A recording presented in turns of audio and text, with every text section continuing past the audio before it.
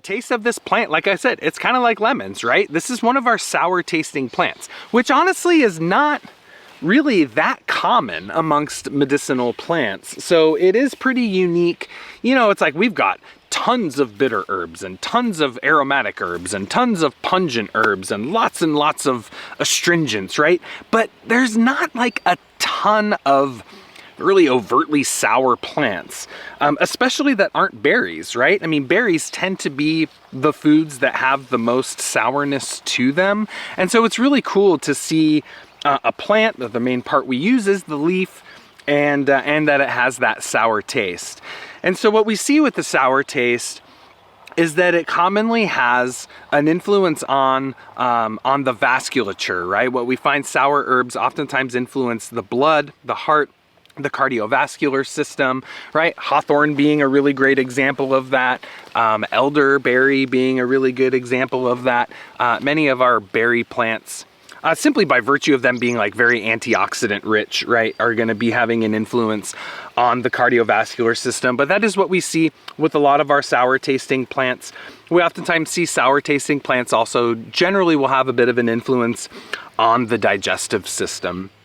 So let's run through some of the main affinities of where in the body we can expect lemon balm to work. So first off, and most simply, as an aromatic mint, it will have an affinity for the GI, right? That's pretty much universal amongst the aromatic mints. These herbs are just great digestive system remedies, mainly through their carminative action, which we'll talk about more in a little bit. So yeah, GI, main organ influence there. And then here we have the nervous system.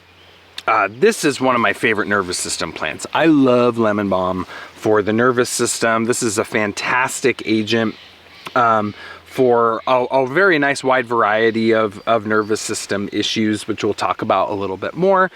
And then of course, whenever I see that combo, I feel like I'm talking about this a lot, but whenever I see that combination of a nervous system herb and a digestive system herb, it's like a formula unto itself. The digestive system is controlled by the nervous system, right? We've got a huge conglomeration of neural tissue in the gut, and the whole digestive process is really overseen and regulated by our nervous system. And so when we get herbs that act on both of those, to me, that's like really, really ideal.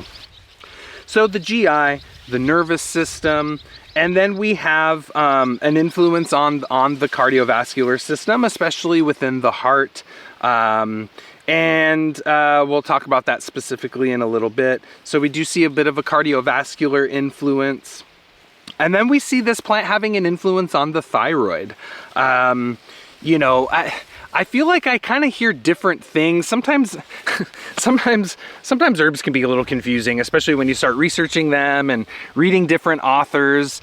You know, some people say, oh no, lemon balm doesn't have a direct influence on the thyroid. You know, it's just through its kind of global action tends to be supportive for a lot of the common complaints associated with the thyroid.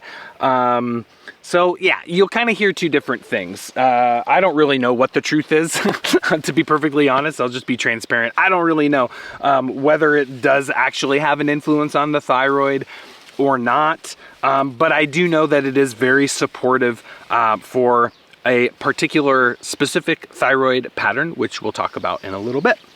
Those are the main affinities that I tend to think of here for lemon balm.